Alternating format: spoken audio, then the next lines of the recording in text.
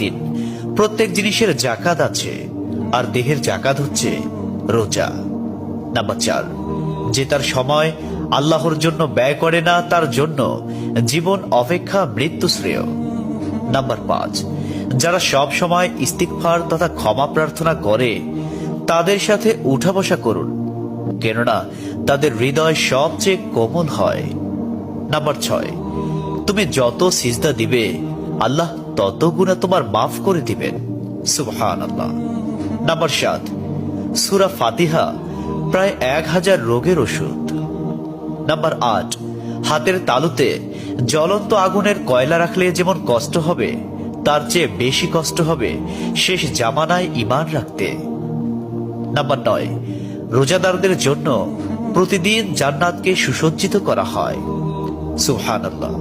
Number 10, রাসূল সাল্লাল্লাহু আলাইহি ওয়াসাল্লাম বলেছেন, কিয়ামতের দিন সব নবীর চেয়ে আমার উম্মতের সংখ্যা বেশি হবে এবং আমি সর্বপ্রথম জান্নাতের দরজা খুলব। সহিহ মুসলিম, হাদিস নম্বর 196। 11, যে ব্যক্তি রোজা রাখা অবস্থায় মারা যাবে আল্লাহ তাকে কিয়ামত পর্যন্ত সকল রোজার সওয়াব দান করবেন। সুবহানাল্লাহ।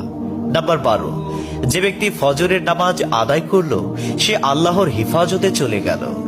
নাম্বার 13, রাসূলুল্লাহ সাল্লাল্লাহু আলাইহি ওয়াসাল্লাম বলেছেন, রোজা ও কোরআন কিয়ামতের দিন মানুষের জন্য সুপারিশ করবে। মুসনাদে আহমদ, হাদিস নম্বর 6626। 14, নবীজি বলেছেন, রোজাদারদের জন্য সবচেয়ে বড় খুশির সংবাদ হলো হাসরের মাঠে আল্লাহ সবার আগে রোজাদারদের সাথে সাক্ষাৎ করবেন। সুবহানাল্লাহি ওয়া বিহামদিহি। 15, যখন রমজান আসে তখন জান্নাতের দরজাসমূহ খুলে দেওয়া হয়। 16, রাসূলুল্লাহ সাল্লাল্লাহু আলাইহি ওয়াসাল্লাম বলেন, যখন কোনো বান্দা আল্লাহর দিকে দুটি হাত উঠায় তখন তিনি তা ব্যর্থ বা শূন্য ভাবে ফিরিয়ে দেন না। তিরমিজি, হাদিস নম্বর 502।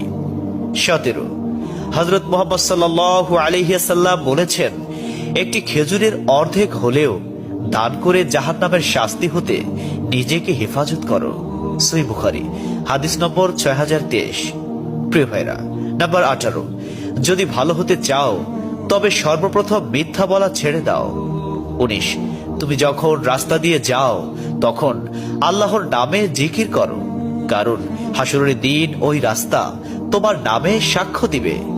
20, তোমরা সব সময় উযু করো, কারণ কিয়ামতের দিন যারা উযুকারী তাদের হাত পা উজ্জ্বল থাকবে। সুবহানাল্লাহি ওয়া বিহামদিহি।